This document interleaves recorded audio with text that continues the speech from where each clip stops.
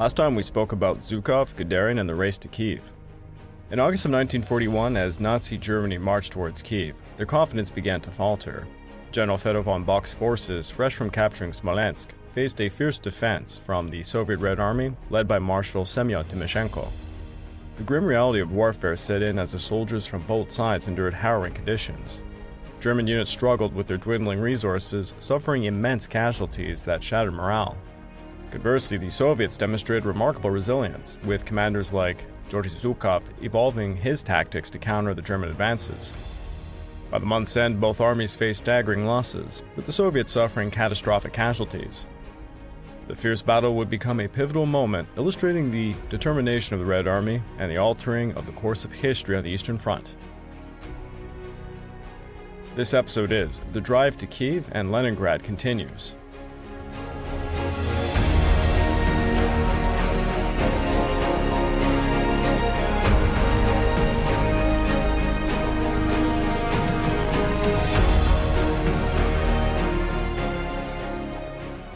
Well, hello again, and welcome back to the Eastern Front Week by Week podcast. I'm your dutiful host, Craig Watson. But before we begin, I just wanted to remind you all that this podcast is only made possible through the efforts of Kings and Generals over at YouTube. Perhaps you want to learn a bit more about World War II? Kings and Generals has an assortment of episodes on World War II and so much more, so go give them a look over at YouTube. So please subscribe to Kings and Generals over at YouTube. You can also produce this content by checking out www.patreon.com/kingsandgenerals. And hey, don't forget about our sister podcasts over at the Pacific War Week by Week podcast and the Fallen Rise of China podcast, both written and narrated by me. And if after all that, if you're still hungry for some more history, why don't you check out my personal channel, the Pacific War channel found over at YouTube, and Echoes of War found on major podcast platforms. Over on Echoes of War, we are starting a new mini-series covering the entire Philippines campaign of World War II. And if you're looking to further support me, please consider checking out my YouTube membership or my Patreon account at www.patreon.com/thepacificwarchannel.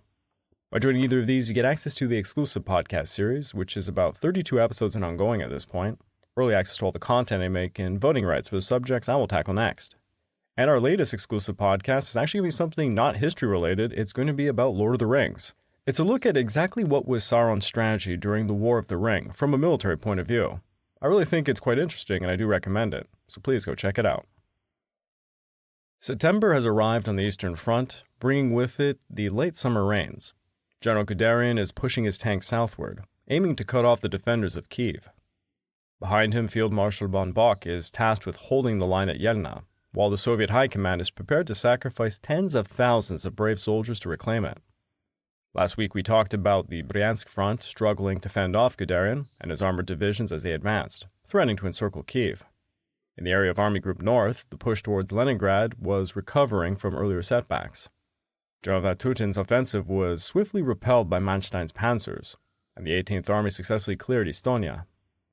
The rapid advances of Leib's offensives had devastated the Soviet forces. To address the dire situation, the Stavka had deployed 3 new armies, the 54th, 52nd, and the 4th Armies, arriving in early September to bolster the defenses in front of Leningrad. Their focus on the eastern side of Volkhov aimed to prevent a connection between the Finnish and German forces. Now, back in August, the Germans had captured Miga, but an NKVD division briefly retook it for a day before being driven out by the 20th Motorized Division. A seesaw battle unfolded throughout the first week of September. By the end of that week, the Germans had gained firm control. The 48th Army was struggling to maintain its position, and on September the 7th, the combined might of the 20th Motorized and 12th Panzer Divisions captured Sinovino, with Shizelburg next on their list.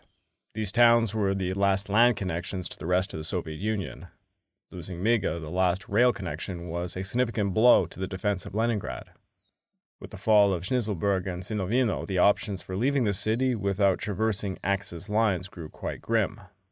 The only escape route left was across Lake Ladoga. Army Group North had originally advanced on average about 5 kilometers a day in July, which now slowed to 2.2 kilometers in August and was dropping to just 1.5 kilometers by September. Lengthening supply lines, growing fatigue amongst the soldiers, and fierce Soviet resistance had begun to really take a toll. Now, with Leningrad isolated, many soldiers of Army Group North believed that their mission was nearly complete. All that remained was to wait for Leningrad to starve, surrender, and for Army Group Center and South to achieve their objectives. To this, the OKH announced, The iron ring around Leningrad has been closed. The Finnish forces had advanced across the Karelian Isthmus, posing a significant threat to Leningrad as well. Back on August 22nd, the Finnish Fourth Corps entered Soviet territory north of Vyborg, swiftly advancing towards the Vyoski River in the early stages of their offensive. By the 24th, the Finnish 8th Division successfully crossed the Viipuri Bay, landing south of Vyborg and severing the coastal road leading to the city. In an attempt to re-establish this vital road link, the Soviet 43rd, 115th, and 123rd Rifle Divisions initiated a counter-offensive against the Finnish 8th Division. Despite being heavily outnumbered, the Finnish Light Brigade managed to delay the Soviet advance for several crucial hours while the Fourth Corps continued southward on August 25th. In the ensuing days, both sides regrouped their forces and prepared for a clash in the heavily forested area surrounding Porlampi, located between the coastal and central parts of the Karelian Highway. The battle began on August 30th when advanced elements of the Soviet 43rd Rifle Division encountered the Finnish 8th Division in the Porlampi forests. Both armies called in reinforcements, with the Soviets largely unaware that the Finnish troops that they were engaged with had crossed Viipuri Bay, mistakenly believing the 8th Division was part of the main body of the Fourth Corps. In reality, the Fourth Corps was advancing uncontested to the north and east, posing a significant threat to encircle the Soviet forces. Over the next several days of intense combat in the Porlampi region, the Finns effectively employed moti, skirmishing tactics to counter the numerically superior Soviets. By the way, for those interested, moti was a Finnish tactic that they had developed in World War II. I actually happened to write a YouTube short for K&G on this subject. It's basically an encirclement strategy. The Finnish artillery proved particularly effective during the moti, disabling many Soviet vehicles, obstructing roads, and creating significant bottlenecks. By the late afternoon of August 30th, the 43rd Rifle Division succeeded in pushing the 8th Division out of Porlampi and into the nearby village of Somme, located several miles northwest. Fighting would continue fiercely throughout the night. On the morning of August 31st, the main body of the Fourth Corps arrived, launching attacks on the 123rd Rifle Division at Porlampi and the 115th Rifle Division at La Somme. Their assault effectively collapsed the northern flank of the Soviet army, forcing a retreat. However, the 8th Division remained engaged in heavy combat with the 43rd Rifle Division northwest of Porlampi and was unable to complete the encirclement. Utilizing the dense forest terrain, the Soviet 123rd and 115th Rifle Divisions withdrew southwest towards Koivisto. Vyborg fell on August 31st, allowing more Finnish forces to focus on the remaining troops of the 23rd Army. The 43rd Rifle Division, which had advanced the farthest west, was nearly annihilated by the Finnish forces by September the 1st. Just a handful of survivors retreated south and were evacuated by the Soviet Navy from the Baltic coast in November. The Red Army incurred heavy losses during this engagement, with 7,000 soldiers believed to be killed, 1,000 wounded, and 9,000 captured, primarily from the decimated 43rd Rifle Division. In comparison, the Finnish Fourth Corps suffered about 700 fatalities and 2,700 injured. The Finns also seized a substantial amount of Soviet equipment, including 164 artillery pieces of various calibers. Notably, they also captured Major General Vladimir Kirpichnikov, marking him as one of the highest-ranking Soviet prisoners of war taken during both the Winter War and the Continuation War. On September the 2nd, Finnish forces marched to the village and port of Koivisto, but they did not pursue the remnants of the Soviet divisions that had fled into the surrounding archipelago. These units were later evacuated by the Soviets in November. While fighting near Viipuri continued, the Finnish advance towards Leningrad persisted. The Finnish Fourth Corps spearheaded the advance along the western shore, and the Second Corps operated in the center, and then the recently arrived First Corps would move along the eastern side of the isthmus. Finnish Commander-in-Chief Marshal Mannerheim ordered the forces to hold their position short of the Soviet fortifications. The Finnish troops reached the Old Border by August 31st, and they had halted their advance shortly thereafter. Now, back on August 20th, General Earthworth informed Mannerheim and Field Marshal Wilhelm Keitel that they would be sending a letter outlining where Finland would be requested to go to attack Leningrad. Mannerheim articulated the practical challenges of this proposal, highlighting the opposition for both the political and military leadership in Finland regarding the assault on Leningrad. The government had previously decided against attacking Leningrad, and only after pressure from military leaders did they agree to make a limited advance across the Old Border to secure better defensive positions. The Social Democrats were particularly opposed to crossing the border. When Keitel's letter arrived, President Risto Ryti and Mannerheim prepared a negative response. On August 31st, Erfurth contacted Mannerheim again and suggested canceling the attack on East Karelia in favor of an attack on Leningrad, but both Ryti and Mannerheim refused. On that same day, Mannerheim ordered the offensive to be halted at a line stretching from the mouth of the Rajoki River to Ota. The exact boundary between Ota and Lake Ladoga would be determined later when the Finns had reached the old border in that area. The strategy aimed to shorten the front line without having to assault Soviet fortifications north of Leningrad. In this late phase, the Soviets had 6 infantry divisions along with various separate battalions and regiments defending Leningrad from the north, but they were all operating at half strength due to the recent heavy fighting with Finnish forces. The Finnish 12th Division reached its target on September the 1st, while attacks everywhere commenced on September the 2nd. The 18th Division captured Manila on the same day and took Valkeisari the following day. By September the 7th, both the 18th and 2nd Divisions had reached their objectives between the Lajoki and Ota. The commander of the 1st Corps, Colonel Makinen, instructed his troops to advance to the Ota Lake Lemparlenjärvi old border line at Lake Ladoga, adding that if they encountered strong defenses, the offensive would be halted. The attack began on September the 4th, and by the 6th, the 10th Division encircled and destroyed the Soviet 941st Rifle Regiment at Kirasalo. By September the 9th, the objective line was secured across the board. The Finnish forces transitioned to a defensive posture. Soviet military leadership quickly recognized the diminished Finnish pressure, and by September the 5th, 2 divisions were redeployed from the Karelian Isthmus to bolster defenses south of the city against the Germans. Although Finnish troops on the Karelian Isthmus did not directly partake in the siege of Leningrad, their mere presence contributed to the siege by disrupting supply lines to the city around and across Lake Ladoga. While they had no intention of launching an assault on the city, Soviet intelligence was unaware of this crucial detail. In response to the situation, Lieutenant General Popov was ordered to push the Finns back to relieve pressure on Leningrad. Unfortunately, he had limited forces available for this challenging task.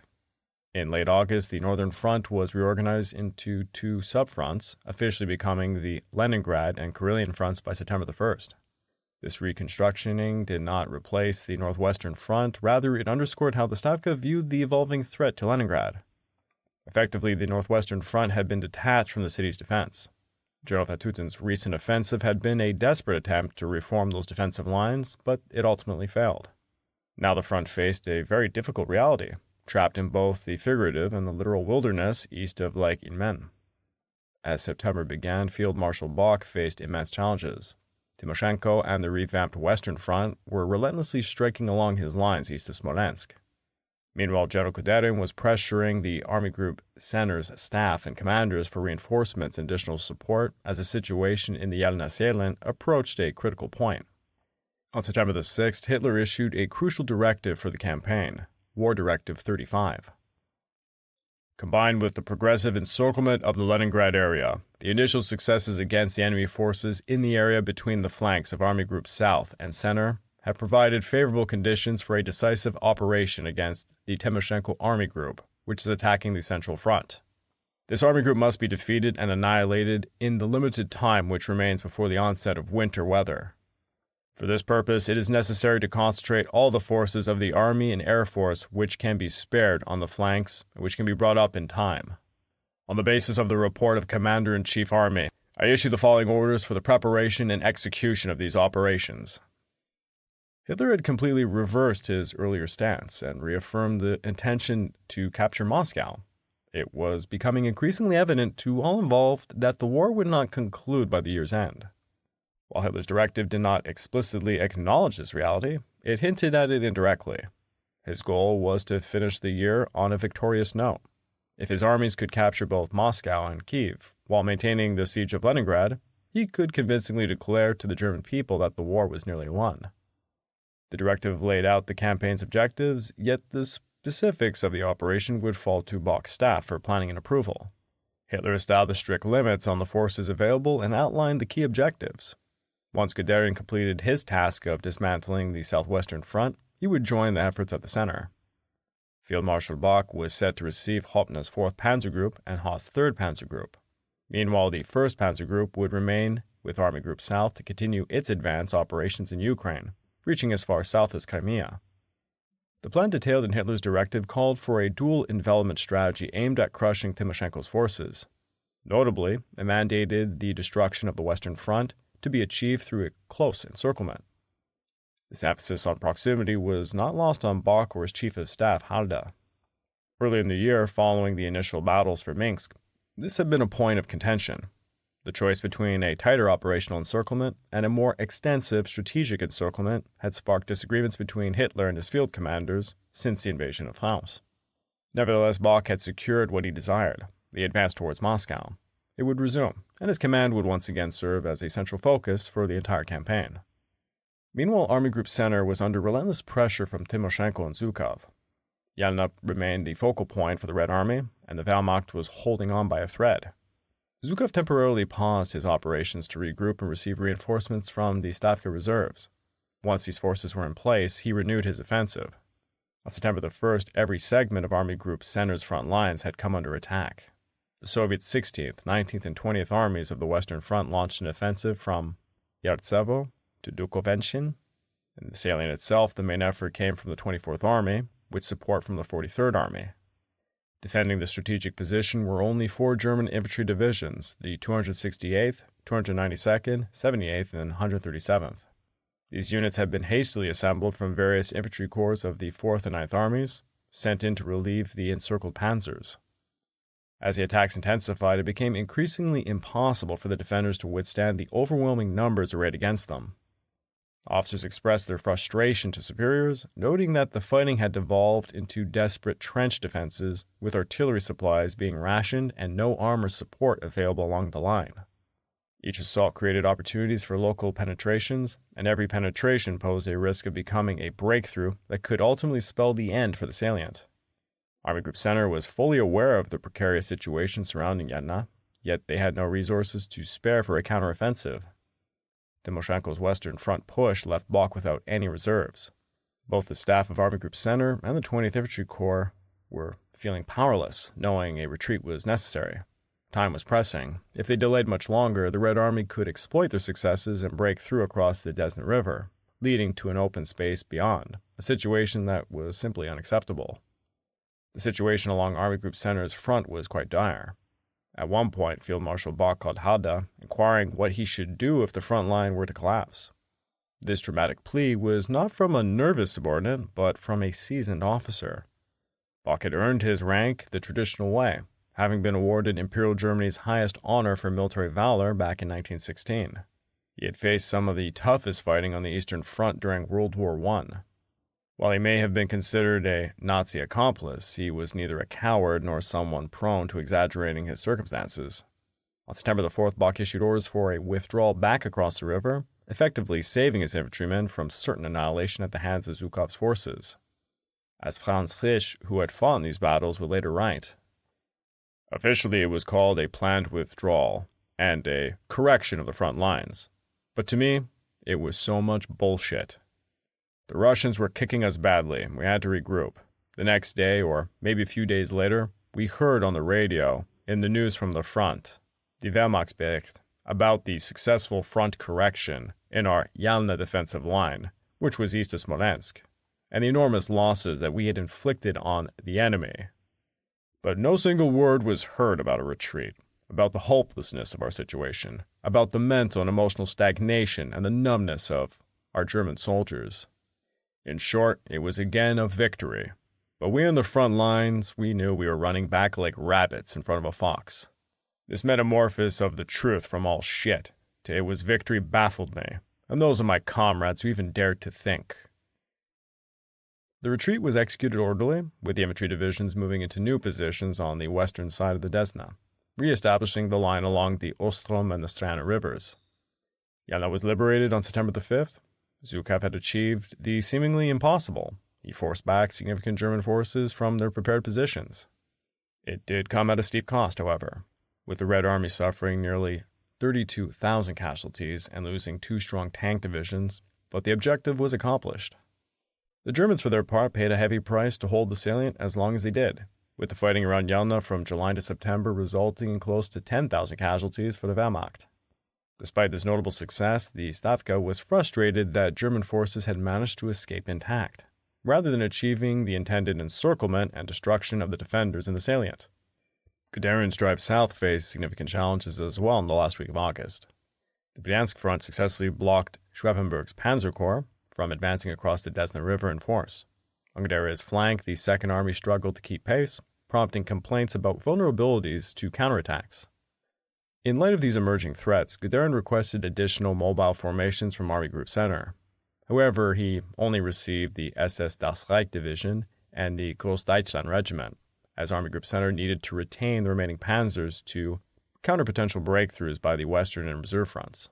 As Timoshenko and Zhukov intensified their assaults on the front lines, Bach's forces were pushed to their breaking point.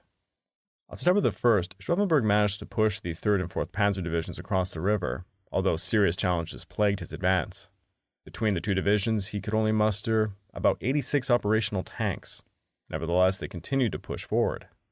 From September the 1st onwards, both divisions faced Soviet counterattacks. The 21st Army, commanded by Lieutenant General Gerasimenko, launched an assault against the 4th Panzer near Korop, which was led by Major General Uhlenkamp. In a rather confusing attack, Uhlenkamp's men managed to capture over 1,200 prisoners from the 21st Army. The 4th Panzers, under Modlus' command, did not perform as well. Meanwhile, the 10th Tank Division, now a shadow of its former self, managed to hold off Modlus' advances for several days. The disparities in the outcomes from these minor battles are quite difficult to assess. However, factors such as terrain, logistics, and tactical leadership on both sides played crucial roles in determining the results. Late in August, Eremenko received a direct order from Stalin to, quote, "smash Guderian and his group to smithereens." Determined not to disappoint the dictator, he quickly devised a plan. Guderian's northern flank was alarmingly long, extending over 100 kilometers. To defend this vulnerable flank, Guderian had assigned General of the Panzers Lemensin and his 47th Corps. Eremenko opted to exploit Lemenson's exposed position by assembling a mobile exploitation force comprised of the 4th Cavalry Division, the 108th Tank Division, and the 141st Tank Brigade. The primary target was the 7th Panzer Division, commanded by Lieutenant General Arnim. However, Arnim had only 50 operational tanks to cover more than 60 kilometers. To complicate matters even further, only half of these were Panzer IIIs. The remainder were outdated light models. In stark contrast, the Soviets had more T-34s than the Germans had tanks, alongside KV-1s and some BT light tanks, significantly enhancing their offensive capabilities.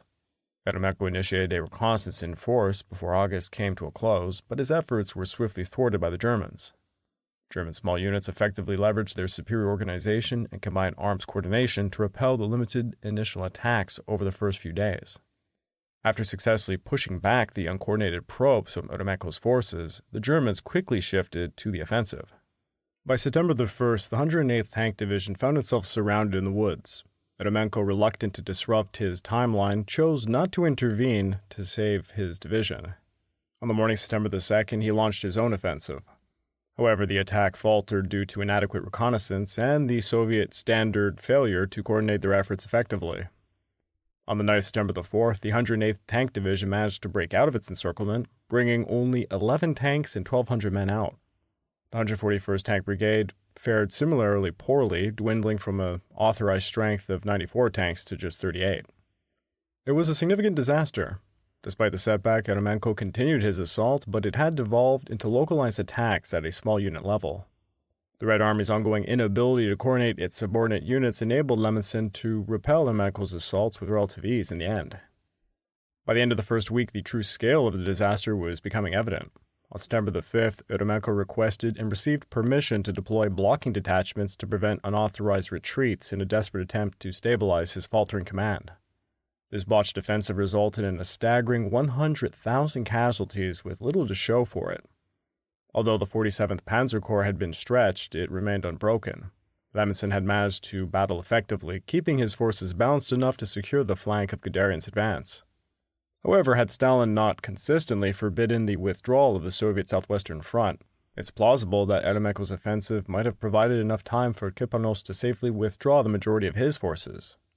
Around Kiev, a combination of difficult terrain, escalating into logistical issues, and determined enemy resistance was causing Rundstedt to worry that the Red Army forces ahead of him could escape the encirclement promised by Guderian's advance south.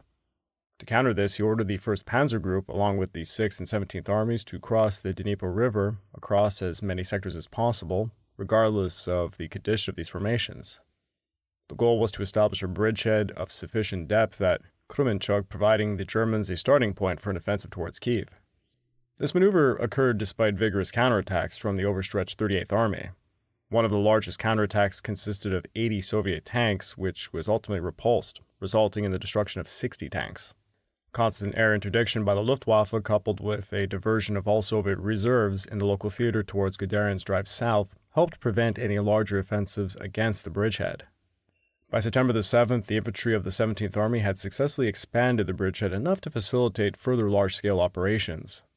Initially, the plan called for the 1st Panzers to secure the flanks of the offensive by capturing Poltava, while the 17th Army was tasked with advancing towards Mirgorod and Lubny.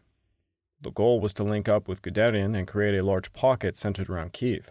However, increasing Soviet resistance and the realization that the river line was being strongly defended led Rundstedt to conclude that any breakout needed to be executed rapidly to avoid becoming bogged down, which would give the Red Army more time to escape. As a result, the orders for the 1st Panzer and the 17th Army were swapped. Despite the urgent need to initiate the operation, the offensive faced delays due to challenges in building sufficient supplies and reinforcing the bridges to accommodate the vehicles of the Panzer divisions. This would include the construction of 2 16-ton bridges. Further south at Dnipropetrovsk, the 3rd Motorized Corps attempted once again to expand their bridgehead. Initially captured in late August, the Corps had failed to sufficiently broaden it to facilitate the crossing of additional formations. This limitation was partly due to the entire Corps relying on just a single footbridge and a captured floating bridge, which severely restricted logistics, exacerbating the usual challenges in transporting supplies to such an eastern position. Additionally, Dnipropetrovsk was regarded as a secondary to priorities of the 1st Panzer and 17th Army. Another significant factor was the relentless assaults from the Red Army forces, who did not view this sector as a mere sideshow. A German Army meeting with senior leaders from Army Group South held on the 8th highlighted the intensity of the fighting in the area. Reports indicated that the floating bridge was destroyed 10 times by artillery, 3 times by bombers, once by a crash of a shot-down plane, and finally by a storm. Heavy tank-led assaults were frequent. One managed to overrun the forward positions of the 198th Infantry Division, leading to heavy German casualties, including one company of the 308th Regiment, which was reduced to just 20 men. The VVS's activity was quite on the rise, with other units in the area of Army Group South reporting similar numbers of air attacks each day. However, this activity paled in comparison to the VVS's main focus, which involved flying 4,000 sorties against Guderian's Panzer Group II between August 29th and September 4th. The fierce fighting at Dnipropetrovsk resulted in an average of more than 300 German casualties every single day throughout the battle.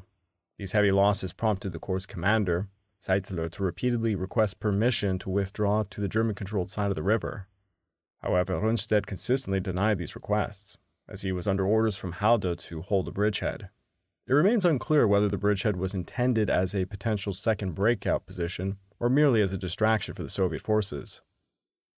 At the end of the first week of September, the double envelopment of the southwestern front was progressing rather poorly. Guderian experienced limited success as he pushed southwards. His long flanks were extending. He was receiving little support from Army Group Center, and Eremenko's unsuccessful but persistent attacks served as a constant distraction. Over in the south, Sturmlegel's 17th Army had breached the first layer of containment at Kremenchuk. However, the 38th Army was strengthening its resistance and proving to be less than easy prey for the worn-out infantry. To complicate matters further, the rain had just begun to fall. Sergio Malepate was an Italian writer and filmmaker who spent approximately 2 years as a correspondent for Italian newspapers on the Eastern Front. Many of his articles were suppressed by Mussolini's censorship due to their candid portrayal of the war. He had this to say during the time period. All of a sudden, it started to rain. At first, it is a gentle shower, silent and almost furtive. But soon it develops into a regular hurricane, a veritable cloudburst. The German soldiers look up to the sky shouting and cursing. The artillery trains come to an abrupt halt. The horses slither about in mud that has been formed as if by magic. The lorries skid on a slippery surface. Unlike the summer rains, which would vanish in just a day, the rains of September persisted nearly non-stop for about 2 weeks in Ukraine. Movement became almost impossible. In some areas along Guderian's advance, it was reported that it took 10 hours just to cover 20 kilometers. The situation was intolerable, yet it had to be endured. The advance continued throughout the first week of September, with the rain adversely affecting both sides as they attempted to maneuver and supply their forward elements. At this point, thousands of small, nameless battles were raging across the front. These skirmishes consistently proved costly for the Red Army. However, the sheer attrition was beginning to impact German forces as well. Some divisions started to dissolve battalions in order to bolster the strength of the remaining battalions.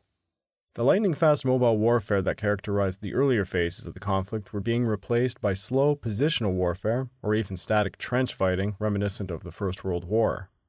The commander of the 53rd Army Corps, General of Infantry Karl Weisenberger, noted on September the 3rd, "We are fighting the war of a poor man. We must manage on less so that other positions can advance rapidly."